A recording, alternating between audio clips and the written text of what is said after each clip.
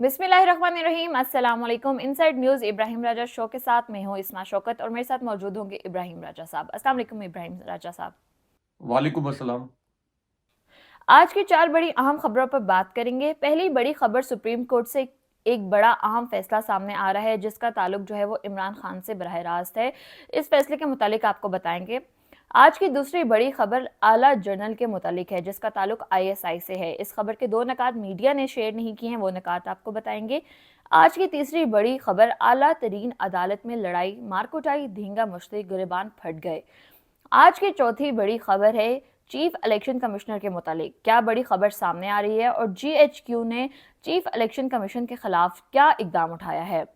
आखिर में आपको बताएंगे उस्मान डार की वालदा के मुतालिक एक और दिल खराश वीडियो मंजर आम पर आ गई है और एक और दिल खराश वाकया पेश हुआ है, इसके मुतालिक भी आपको बताएंगे। सबसे पहले नजर डालेंगे पहली खबर पर। सुप्रीम कोर्ट ने बलोचिस्तान में हल्का बंदियों को चैलेंज करने की दरख्वास्त खारिज करते हुए कहा है कि किसी को इलेक्शन ताखीर का शिकार बनाने की इजाजत नहीं देंगे। कायम मुकाम चीफ जस्टिस सरदार तारिक मसूद की सरबराही में 3 रुकनी बेंच ने बलोचिस्तान के हल्का पीपी 12 में हल्का बंदी से मुतल्लिक नजरसानी दरख्वास्त पर समाअत की, जिस दौरान कायम मुकाम चीफ जस्टिस ने दरख्वास्त गुजार से मुकालमा किया कि आम इंतखाबात की तारीख आने से मुल्क में थोड़ा इस्तेकाम आया है। क्या आप मुल्क में इस्तेकाम नहीं चाहते? आम इंतखाबात की तारीख आना कोई मामूली बात नहीं है। इस पर वकील दरख्वास्त गुजार कमर अफजल ने कहा कि इंतखाबी हल्का बंदी से मुतल्लिक गलत फैसला किया गया है। इस पर जस्टिस मंसूर अली शाह ने कहा कि इलेक्शन प्रोग्राम जारी हो चुका है और अब कुछ नहीं हो सकता। इनफरादी दरख्वास्तों पर फैसला देने लग गए तो इलेक्शन का अमल मुतासिर होगा। इस ऐसी दरख्वास्तों पर आम इंतखाबात के लिए 8 फरवरी की तारीख डिस्टर्ब नहीं करेंगे। इसके साथ ही एक और खबर भी सामने आ रही है। तहरीके इंसाफ के बानी इमरान खान ने साइफर केस को इस्लामाबाद हाई कोर्ट में चैलेंज कर दिया है। इमरान खान की जानिब से दायर दरख्वास्त में मौक़िफ़ इख्तियार किया गया है कि 23 नवंबर से अब तक ट्रायल कोर्ट की कार्रवाई गैर कानूनी और इंसाफ के तकाज़ों के मुनाफी है। 12 दिसंबर को ट्रायल कोर्ट ने साइफर केस के खिलाफ हमारी दरख्वास्त मुस्तरद की। कहा गया कि ट्रायल कोर्ट जज ने ऑफिशियल सीक्रेट एक्ट के दफ़ा 13(2)(3) में लफ्ज़ शिकायत की दुरुस्त तशरीह नहीं की। इब्राहिम राजा साहब, आप क्या बताएंगे इस हवाले से कि इसकी असल और अंदरूनी कहानी क्या है? देखें, इस बार इसके अंदर दो बड़ी दिलचस्प खबरें हैं, दो बहुत दिलचस्प नुकात हैं जिनको मीडिया ने जानबूझकर डाउन प्ले किया है या जिनके मुतल्लिक जिस तरह से हकायक बयान किए जाने चाहिए थे उस तरह से इन हकायक को बयान नहीं किया गया। एक तो सुप्रीम कोर्ट के कायम मकाम चीफ जस्टिस जस्टिस तारिक साहब के मुतल्लिक,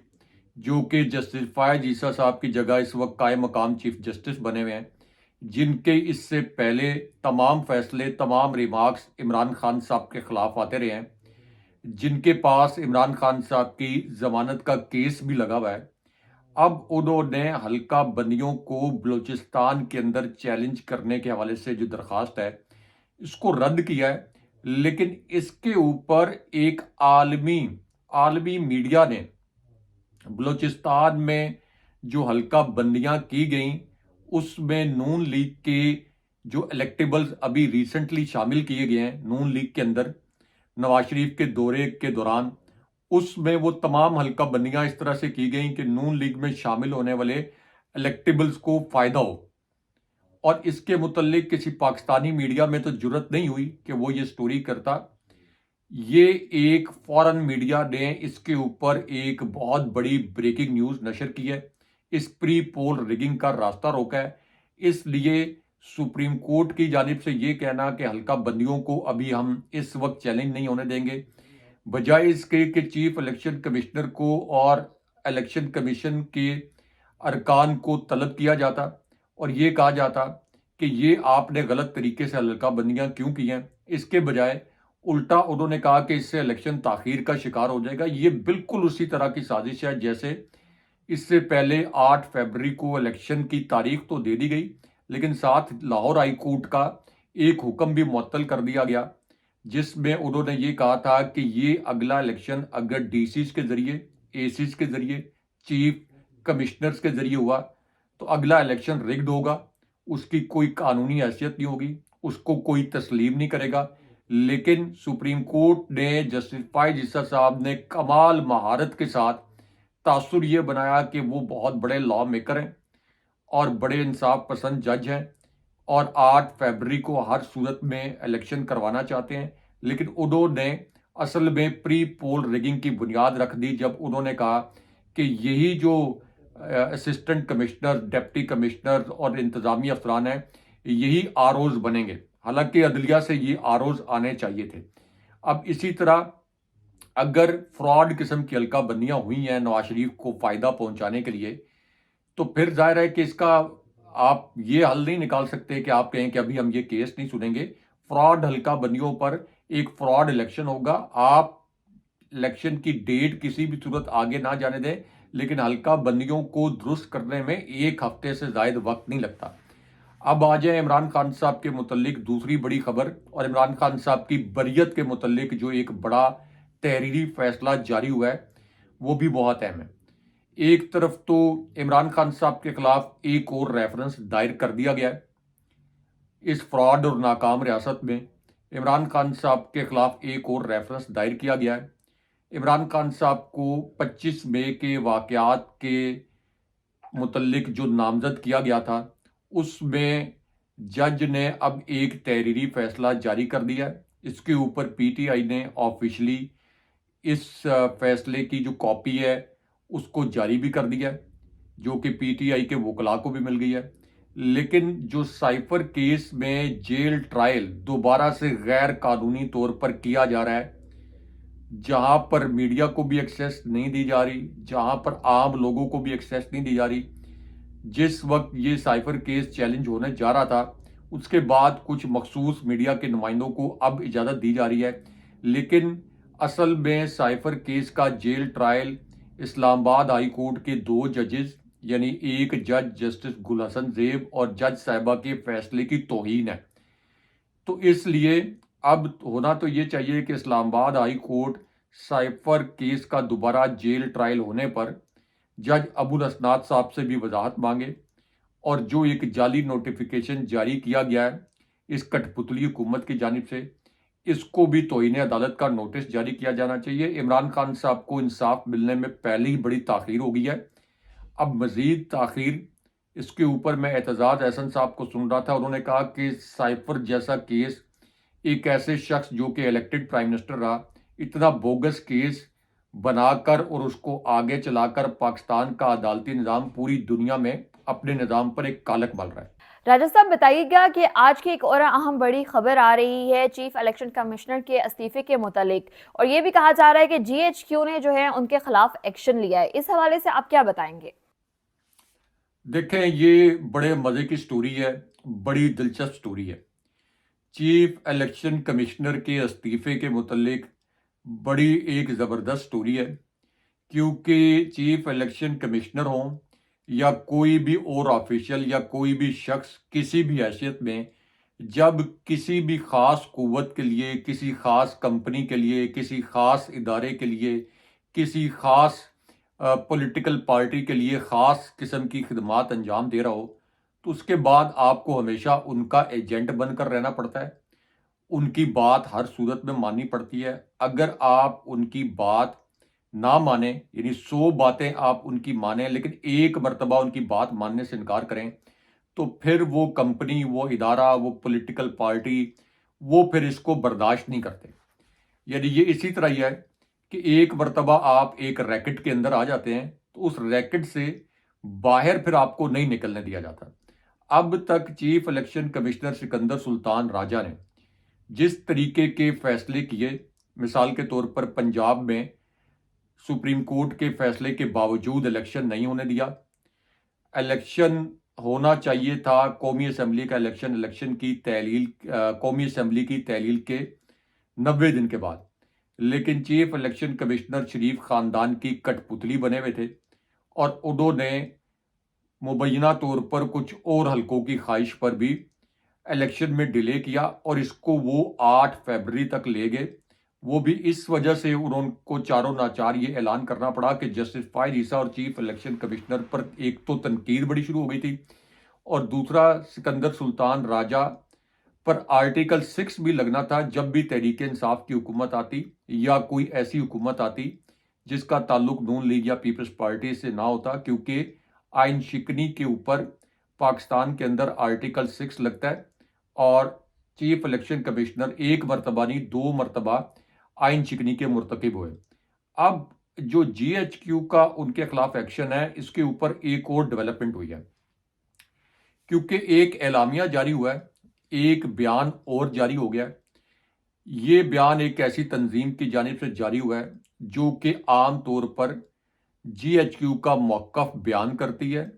طاقتور حلقوں کا موقف بیان کرتی ہے اور طاقتور حلقوں کا موقف سامنے لاتی ہے۔ اب ایک طرف تو پاکستان بار کونسل نے یہ کہہ دیا ہے، جس کو طاقتور حلقوں کی ایک نمائندہ تنظیم سمجھا جاتا ہے، اگرچہ یہ بار کونسل کا اس کے ساتھ ٹیگ لگا ہوا ہے، لیکن عام طور پر طاقتور حلقوں کی حمایت میں ان کے اعلامیے آتے ہیں۔ انہوں نے چیف الیکشن کمشنر پر دھاندلی کے الزامات عائد کیے ہیں۔ انہوں نے کہا کہ چیف الیکشن کمشنر نے کئی حلقوں کے اندر غلط حلقہ بندیاں کروائی ہیں، اپنے آبائی علاقے میں بھی فراڈ قسم کی حلقہ بندیاں کروائی ہیں، اور چیف الیکشن کمشنر کو استعفیٰ دینا چاہیے۔ چیف الیکشن کمشنر کو استعفیٰ دینا چاہیے، ان کے ہوتے ہوئے فری اینڈ فیئر الیکشن نہیں ہو سکتے۔ اور دوسری جانب پشاور ہائی کورٹ نے بھی الیکشن کمیشن کے کنڈکٹ پر بڑے سوالات اٹھائے ہیں، اور الیکشن کمیشن کے متعلق اس وقت ایک دو اور جماعتیں بھی چیف الیکشن کمشنر کے جو یک طرفہ فیصلے ہیں ان کے اوپر سوالات اٹھا رہی ہیں۔ تو اس لیے ابھی چیف الیکشن کمشنر نے خبر تو لانچ کروائی ہے، جوابی خبر، اور اس جوابی خبر پہ انہوں نے یہ تاثر دینے کی کوشش کی کہ انہوں نے کوئی فراڈ قسم کی حلقہ بندیاں نہیں کروائیں۔ یہ اصل میں چیف الیکشن کمشنر کو بھی پتہ چل گیا ہے کہ اس مرتبہ صرف عمران خان صاحب یا تحریک انصاف کی جانب سے نہیں، پاکستان بار کونسل کا یہ اعلامیہ ان کو پتہ لگ گیا ہے کہ طاقتور حلقے ان سے خوش نہیں ہیں۔ طاقتور حلقے پراببلی اب نہیں چاہتے کہ 8 فروری کو الیکشن ہو، اور چیف الیکشن کمشنر کو چونکہ چاروں ناچار الیکشن کروانے پڑ رہے ہیں، تو اب آپ دیکھیں گے کہ ایک تو چیف الیکشن کمشنر کے خلاف گھیرا تنگ ہوگا، یا پھر چیف الیکشن کمشنر نے جو فیصلے محفوظ کر کے رکھے ہوئے ہیں تحریک انصاف کے خلاف، وہ اب ٹھکا ٹھک عمران خان صاحب کے خلاف فیصلے دیں گے، اور بدنیتی پر مبنی یہ فیصلے آئیں گے۔ لیکن چیف الیکشن کمشنر کا یہ دور ایک بدترین دور سمجھا جائے گا۔ جس طرح کا کنڈکٹ چیف الیکشن کمشنر کا پاکستان کی سب سے پاپولر جماعت کے ساتھ رہا ہے، اس کو تاریخ میں بہت منفی حوالوں سے یاد رکھا جائے گا۔ آج کی تیسری اہم بڑی خبر، اعلیٰ ترین عدالت میں لڑائی، مارکوٹائی، دھینگا مشتی اور گریبان پھٹ گئے۔ اس خبر کے ڈیٹیل میں بھی ہم جائیں گے، لیکن پہلے آپ کو خبر سے آگاہ کرتے چلیں کہ پشاور ہائی کورٹ کے باہر پی ٹی آئی اور اے این پی وکلاء کی لڑائی، ایک دوسرے پر مکے برسا دیے۔ پشاور ہائی کورٹ میں احتجاجی مظاہرے میں پاکستان تحریک انصاف اور عوامی نیشنل پارٹی کے وکلاء آپس میں لڑ پڑے اور ایک دوسرے پر مکے برسا دیے۔ اے این پی کے وکلاء تنظیم کی جانب سے پشاور ہائی کورٹ میں احتجاج کیا گیا کہ مخصوص جماعت کو مقدمات میں خصوصی رعایت دی جا رہی ہے جو کسی صورت منظور نہیں۔ ساتھ ہی ساتھ یہاں پر یہ بھی بتایا جا رہا ہے کہ صوبائی صدر احمد فاروق خٹک نے میڈیا سے گفتگو کرتے ہوئے یہ کہا کہ عدالت کا پی ٹی آئی کی طرف جھکاؤ ٹھیک نہیں۔ ایمل ولی کی بات آئے تو عدالت کہتی ہے یہ کون ہے، لیکن پی ٹی آئی رہنماؤں کو لاڈلوں کی طرح ڈیل کیا جا رہا ہے۔ راجہ صاحب بتائیے گا اس کی اندرونی کہانی کیا ہے، کیوں یہ واقعہ پیش آیا؟ دیکھیں اسما، اس کی ایک بڑی دلچسپ کہانی ہے۔ اصل میں یہ واقعہ اس طرح سے نہیں ہوا، اس سے جڑی ایک اور ویڈیو بھی ہے۔ اس ویڈیو کے کچھ مناظر بھی پروڈیوسر صاحب سے کہتے ہیں کہ ہماری اسکرین پر چلائیں، لیکن اس سے پہلے اڈیالہ جیل میں عمران خان صاحب کی کس شخصیت سے اہم ملاقات ہوئی ہے، اور اس ملاقات میں 13 منٹ تک کیا کچھ ہوتا رہا، یہ سٹوری زیادہ ہے۔ میں اس سٹوری کے متعلق اپنے ویورز کو بتاؤں، اور پھر یہ جو آپ نے دھینگا مشتی، لڑائی جیسے الفاظ استعمال کیے، یہ سب کچھ ہوا ہے، لیکن اس کی دلچسپ کہانی بھی اپنے ویورز کے سامنے رکھتے ہیں۔ ایک تو عمران خان صاحب کی بڑی اہم نوعیت کی ملاقات ہوئی ہے پی ٹی آئی کے آن لائن تاریخی جلسے کے بعد، جس کے اوپر 2 عالمی میڈیا فرینچائزز نے ایک اور نئی رپورٹ جاری کر دی ہے، اور اس رپورٹ میں یہ کہا گیا کہ پاکستان کے سب سے مقبول لیڈر کو سائفر جیسے نام نہاد کیس میں سو کالڈ سائفر کیس کے لفظ استعمال کیے گئے کہ اس کیس میں سزائے موت یا عمر قید کا سامنا ہے، لیکن سزائے موت اور عمر قید کا سامنا کرنے والے اس لیڈر کا جو آن لائن جلسہ ہوا، اس دوران سوشل میڈیا پر پاکستان کی تاریخ میں ایک ایسا کریک ڈاؤن کیا گیا جس پر پوری دنیا نے تشویش کا اظہار کیا اور اس کی ہیڈ لائنز بنی، اور اسی میڈیا آؤٹ لیٹ نے یہ بھی لکھا کہ اس کے باوجود کہ یوٹیوب اور سوشل میڈیا ایپس پر کریک ڈاؤن کیا گیا تھا، لیکن اس جلسے نے اس سے پہلے کہ نہ صرف تمام ریکارڈ توڑ دیے بلکہ پاکستان کے اندر ایک نیا ٹرینڈ دے دیا۔ اور آج ہی میں دیکھ رہا تھا کہ ایک اور امیج نواز شریف سے جڑا ہوا جو کہ ٹویٹر پر وائرل ہے، جس میں نواز شریف جیسے اشتہاری مفرور مجرم، جنہیں میں نے یا آپ نے اشتہاری مفرور اور مجرم نہیں قرار دیا تھا، سپریم کورٹ نے اور پاکستان کی اعلیٰ عدالتوں نے انہیں مجرم قرار دیا تھا،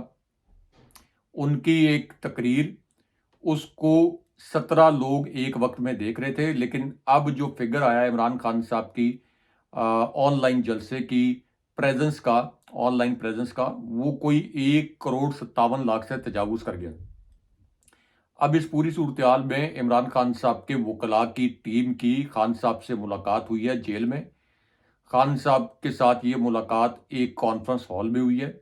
اس کانفرنس ہال میں جاسوسی کے آلات بھی نصب تھے، اس کے باوجود 2 جاسوسوں کو وہاں پر چھوڑا گیا تاکہ عمران خان صاحب جو بھی بات کر رہے ہیں، اپنے وکلاء کو جو بھی ہدایات دے رہے ہیں، ان ہدایات کے متعلق ہر طرح کی جاسوسی کر کے جن حلقوں تک وہ معلومات پہنچانی ہیں وہ معلومات پہنچائی جائیں۔ اب اس پوری سچویشن میں عمران خان صاحب کے 2 پیغامات باہر آئے ہیں۔ ان میں سے ایک پیغام تو اس بارے میں ہے کہ عمران خان صاحب کو جب آگاہ کیا گیا کہ پی ٹی آئی کا آن لائن جلسہ اتنے میسو لیول پر اتنی بڑی کامیابی کا سبب بنا، تو اس پر عمران خان صاحب نے کہا کہ قوم کو سجدہ شکر بجا لانا چاہیے۔ جبران الیاس جو کہ پی ٹی آئی کی سوشل میڈیا ٹیم کو لیڈ کر رہے ہیں، ان کا نام لے کے عمران خان صاحب نے ان کو اپریشیٹ کیا۔ اظہر مشوانی جن کو جب وہ پاکستان میں تھے تو اس وقت ان کو اٹھایا بھی گیا تھا، ان کا نام لے کر ان کی بھی تعریف کی عمران خان صاحب نے۔ اور دوسرا پیغام عمران خان صاحب نے یہ دیا کہ اگر میں جیل کے اندر ہوں، اس وقت ہمارے آن لائن جلسے کے اندر اس طرح کے جب ریکارڈ ٹوٹے ہیں تو صرف اس دن کا انتظار کر لیں کہ 8 فیبروری کو جب ووٹنگ ڈے ہوگا تو جتنا بڑا ٹرن آؤٹ ہوگا، یعنی جتنی بڑی تعداد میں لوگ نکلیں گے کسی بھی حلقے کے لیے، کسی بھی چیف الیکشن کمشنر کے لیے، کسی بھی عدالتی نظام کے لیے، اس دن 200%، 300% دھاندلی کرنا تو ناممکن ہوگا۔ تو عمران خان صاحب نے کہا کہ جس طرح سے میری قوم نے خوف کے بت توڑے ہیں، میں اپنی قوم کو بتانا چاہتا ہوں کہ میں صرف اپنے رب کے حضور جھکتا ہوں اور میں کبھی کوئی سمجھوتا نہیں کروں گا۔ مجھے پتہ ہے کہ میں اگر آج ہاں کر دوں باہر جانے کے لیے تو مجھے 1 منٹ کے اندر رہا کر دیا جائے گا، لیکن میں کسی بھی قیمت پر باہر نہیں جاؤں گا۔ حقیقی آزادی کے نظریے پر میری جان بھی جاتی ہے تو جان چلی جائے، میں اپنے نظریے سے پیچھے نہیں ہٹوں گا۔ اب آ جائیں یہ دھینگا مشتی کی اصل کہانی جو کہ اعلیٰ عدالت کے باہر ہوئی ہے۔ یہ اصل میں دھینگا مشتی اور لڑائی پی ٹی آئی کی اور اے این پی کے وکلاء کی نہیں ہوئی، اس کے اندر خبر کچھ اور ہے۔ یہ اصل میں پشاور ہائی کورٹ کے چیف جسٹس اور پشاور ہائی کورٹ کے جج صاحبان کو دھمکانے کے لیے اے این پی کے غنڈوں نے پشاور ہائی کورٹ پر حملہ کیا، کیونکہ پشاور ہائی کورٹ نے ایک فیصلہ جزوی طور پر میرٹ پر دے دیا کہ election commission P T I کے انتخابی نشان کے متعلق یا انٹرا پارٹی الیکشن کے متعلق جب تک پشاور ہائی کورٹ کا اگلا ڈیسیژن نہیں آ جاتا اس وقت تک کوئی فیصلہ جاری نہیں کر سکتا، کوئی حتمی نوٹیفیکیشن جاری نہیں کر سکتا۔ یہ پشاور ہائی کورٹ نے فیصلہ جاری کیا تو اب ایمل ولی خان وہ ایک سٹوج بن کر سامنے آئے ہیں اور سٹوج بن کر انہوں نے پشاور ہائی کورٹ کے اوپر یہ حملہ کروایا۔ جسٹس فائز عیسیٰ صاحب جو کہ سپریم کورٹ کے سربراہ ہیں، ان کی ہائی کورٹس کے اوپر اور ان کے جج صاحبان پر اس طرح کے حملے ہو رہے ہیں، لیکن یہ حملے چونکہ جسٹس فائز عیسیٰ صاحب کی سیاسی اتحادی جماعتوں کی جانب سے ہو رہے ہیں، یعنی پی ڈی ایم کی اتحادی جماعتوں کی جانب سے ہو رہے ہیں، اس لیے جسٹس فائز عیسیٰ صاحب مکمل طور پر آنکھیں بند رکھیں گے، ورنہ اگر کوئی تحریک انصاف کی جانب سے اس کا کوئی 1% بھی اس قسم کا اشتعال انگیز اقدام ہوتا تو جسٹس فائز عیسیٰ صاحب ترکیہ میں بھی رات کو آدھی رات کو گاؤن پہن کے اٹھے ہوئے ہوتے، پانی پی رہے ہوتے بار بار اور تل ملا رہے ہوتے کہ کسی طریقے سے میں نوٹس جاری کر دوں. براہ راست عمران خان صاحب جیل میں ہیں، کوئی اور بھی ان کو ایسا ان کے خلاف سزا کا آرڈر جاری کر دوں یا کوئی تنزیہ پریس ریلیز جاری کر دوں. تو یہ اصل میں یہ لڑائی وکلا کی نہیں ہے، یہ انہوں نے پشاور ہائی کورٹ کو دھمکایا ہے. Chief justice Peshawar high court کے چیف جسٹس پر حملہ بولا ہے. یہ سب کچھ جو جنرل فیض حمید کے خلاف ایک ایکشن پلان کیا گیا ہے، اگر فیض آباد دھرنا جنرل فیض حمید نے کروایا تھا یا جنرل فیض حمید اس کے پیچھے تھے،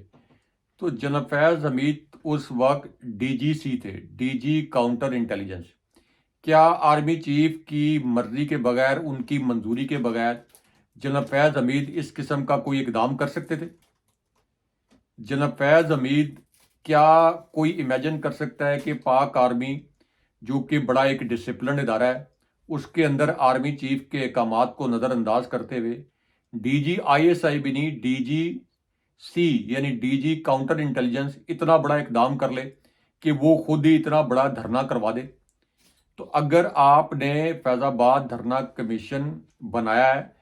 تو اس کے متعلق آپ جناب باجوہ کو طلب کریں. جناب باجوہ کو طلب کیوں نہیں کر رہے؟ کیونکہ جناب باجوہ کی اصل میں شریف خاندان کے ساتھ ڈیل ہوئی، شریف خاندان جناب باجوہ کی اس ڈیل کا بینیفیشری ہے. تو اس وجہ سے جناب باجوہ کو اگر بلائیں گے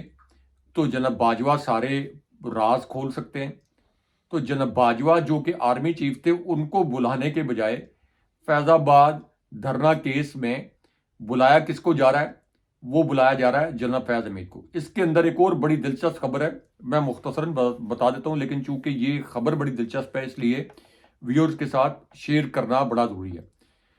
فیض آباد دھرنے کے متعلق نون لیگ نے یہ نیریٹو بنایا تھا کہ یہ آئی ایس آئی نے کروایا، لیکن اعلیٰ ترین جنرلز کی بریفنگ میں جس میں آرمی چیف خود بھی شریک تھے، وہاں پر ایک بڑا بھیانک انکشاف کیا گیا نواز شریف کے متعلق. 3 جنرل اور بھی موجود تھے، ایک اعلیٰ ترین سطح کی فوجی بریفنگ تھی. میں خود بھی فوجی قیادتوں کی بریفنگز براہ راست اٹینڈ کرتا رہا ہوں، ابھی بھی مختلف بریفنگز ایک صحافی کے طور پر اٹینڈ کرتا رہتا ہوں. اس بریفنگ میں خود جناب باجوہ نے یہ بتایا کہ فیض آباد کا جو دھرنا تھا یہ رانا ثناء اللہ نے فیض آباد میں کروایا تھا. یہ دھرنا اصل میں پنجاب میں ہونا تھا، لیکن پنجاب میں شہباز شریف کی حکومت تھی اور اس کے ساتھ رانا ثناء اللہ چونکہ صوبائی وزیر تھے، تو رانا ثناء اللہ نے فیض آباد کی جانب یہ دھرنا دھکیلا. اس کے بعد صحافیوں نے رانا ثناء اللہ سے یہ بات کنفرم کی تو رانا ثناء اللہ نے اعتراف جرم کر لیا کہ ہمارے اس وقت کے وفاقی وزیر مذہبی امور کی مس مینجمنٹ کی وجہ سے فیض آباد میں حالات خراب ہوئے، اور انہوں نے کہا کہ ہاں فیض آباد یہ دھرنا میری وجہ سے آیا تھا. تو رانا ثناء اللہ کو طلب کریں جو کہ فیض آباد میں یہ دھرنا لے کے آئے تھے. جناب فیض حمید کو جو ٹارگٹ کرنے کی کوشش کی جا رہی ہے، یعنی ان کے اوپر جو ایک ہاؤسنگ سوسائٹی نے کرپشن کے الزامات لگائے، اس کے اندر آپ اگر کوئی کارروائی ایویڈنس ہے تو وہ کریں. جناب باجوہ کی پراپرٹیز کے متعلق ایک بہت آپ یہ کہہ لیں تحقیقاتی رپورٹ آئی تھی. ابھی تک جناب باجوہ نے اس کے اوپر کوئی وضاحت نہیں دی. انہوں نے کہا تھا کہ میں تھرڈ پارٹی آڈٹ کروا کے اپنے اثاثوں کے متعلق رپورٹ جاری کروں گا. نہ وہ رپورٹ جاری کی گئی ہے، اور الٹا جس ادارے نے یہ رپورٹ جاری کی اس کے صحافی کو پاکستان کے اندر اشتہاری قرار دے دیا گیا. اشتہاری قرار دے دیا گیا ہے. وہ شکر ہے کہ وہ صحافی پاکستان میں اس وقت نہیں ہے. اب اس پوری صورتحال میں اگر آپ نے اکاؤنٹیبلٹی کرنی ہے تو وہ آپ جناب باجوہ سے شروع کریں. لیکن جناب فیض حمید چونکہ اس وقت پرائمری ٹارگٹ ہے مریم نواز کے، تو اس لیے آپ یہ سمجھ لیں کہ جسٹس فائز عیسیٰ نہیں بیٹھے ہوئے چیف جسٹس کی سیٹ پر. اس وقت مریم نواز ہی عملی طور پر چیف جسٹس ہیں، مریم نواز ہی چیف الیکشن کمشنر ہیں، مریم نواز ہی اس وقت جو ہیں وہ آئی جی بھی ہیں. تو مریم نواز کے کٹ پتلی نظام میں مریم نواز یہ ساری کٹ پتلیاں اس وقت نچا رہی ہیں. عثمان ڈار کی والدہ کے حوالے سے ایک اور دلخراش ویڈیو جو ہے وہ منظر عام پر آ رہی ہے، اور ایک اور دلخراش واقعہ پیش آیا ہے. وہ واقعہ کیا ہے اور وہ ویڈیو کون سی ہے جانتے ہیں راجہ صاحب سے. راجہ صاحب بتائیے گا کون سی ویڈیو، ایک اور ویڈیو منظر عام پر آ گئی ہے؟ دیکھیں عثمان ڈار کی والدہ کی ایک اور نئی ویڈیو وائرل ہوئی ہے، لیکن اس کے ساتھ ایک بڑی تکلیف دہ سٹوری جڑی ہوئی ہے۔ ایک تو عثمان ڈار کو ایک بڑا ہی بھیانک قسم کا راز اور بھید کھولنا پڑا ہے جو کہ ان کے اپنے اغوا کے متعلق ہے، اور اب انہوں نے یہ بتا دیا ہے کہ ان کو کس نے اغوا کیا تھا، ان کے اوپر کس نے جبر کیا، کس نے تشدد کیا، اور انہوں نے جو عمران خان صاحب کے خلاف پریس کانفرنس کی وہ کس کے کہنے پر کی۔ اور ایک طرف عثمان ڈار جب پریس کانفرنس کر چکے تھے اپنی والدہ کے ساتھ، ان کی والدہ نے اسی حلقے سے الیکشن بھی لڑنا ہے، تو اس کے بعد پی ٹی آئی نے ان کی جو پریس کانفرنس تھی اور عثمان ڈار کی ٹویٹس ان کو ری ٹویٹ بھی کیا، لیکن خواجہ آصف نے جب طنز کیا عثمان ڈار پر کہ یہ تو ایک ایسا شخص ہے جو کہ ایک پریس کانفرنس کر کے اپنے قائد عمران خان کے خلاف بے وفائی کر چکا ہے اور اس کے بعد ان کے خلاف وعدہ معاف گواہ بن چکا ہے، تو اس کے بعد پھر عثمان ڈار کو چاروں ناچار یہ راز کھولنا پڑا ہے کہ انہیں اصل میں اغوا کس نے کیا تھا اور ان پر تشدد کس نے کیا۔ کیونکہ جب ان کو خواجہ آصف نے یہ کہا کہ آپ تو وعدہ معاف گواہ بن چکے ہو، آپ کی کیا کریڈیبلٹی ہے، تو اس پر عثمان ڈار نے یہ کہا کہ پورا پاکستان جانتا ہے کہ میں نے وہ پریس کانفرنس کن حالات میں کی، پورا پاکستان جانتا ہے کہ مجھے کن حالات میں وہ پریس کانفرنس کرنے پر مجبور کیا گیا۔ یعنی عثمان ڈار نے بڑے کھل کر یہ بتا دیا کہ وہ پریس کانفرنس جو انہوں نے کی اس میں جو الزامات انہوں نے عمران خان صاحب پر لگائے وہ الزامات درست نہیں تھے، بلکہ وہ الزامات ان سے لگوائے گئے، اور کس نے لگوائے؟ ظاہر ہے کہ شریف خاندان کٹ پتلی حکومت کو فائدہ پہنچانے کے لیے شریف خاندان کے ایما پر اسی طرح عثمان ڈار کو اغوا کر کے تشدد کر کے ان سے وہ انٹرویو دلوایا گیا، اور اس میں انہوں نے عمران خان صاحب پر الزامات عائد کیے، لیکن اب انہوں نے باقاعدہ ٹویٹ کر کے یہ بتا دیا ہے کہ پورے پاکستان کو میرے انٹرویو اور میری پریس کانفرنس کی حقیقت معلوم ہے۔ یعنی انہوں نے آج یہ تصدیق کر دی ہے کہ عمران خان صاحب پر ان کے الزامات غلط تھے۔ اس کا مطلب یہ ہے کہ صداقت عباسی ہوں، فروخ حبیب ہوں،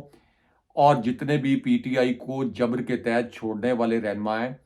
جن کی پریس کانفرنسز اغوا کے بعد ہوئی ہیں، ان سب کے جو نام نہاد الزام ہیں اللہ الحق ہے، وہ سب کے سب عثمان ڈار کے اس بیان کے بعد جھوٹے ثابت ہو گئے۔ ناظرین، یہ آج کا ہمارا پروگرام تھا، اس کو لائک کریں، کمنٹ کریں، شیئر کریں۔ اگلے پروگرام تک کے لیے اجازت دیجیے، اللہ حافظ۔ اللہ حافظ۔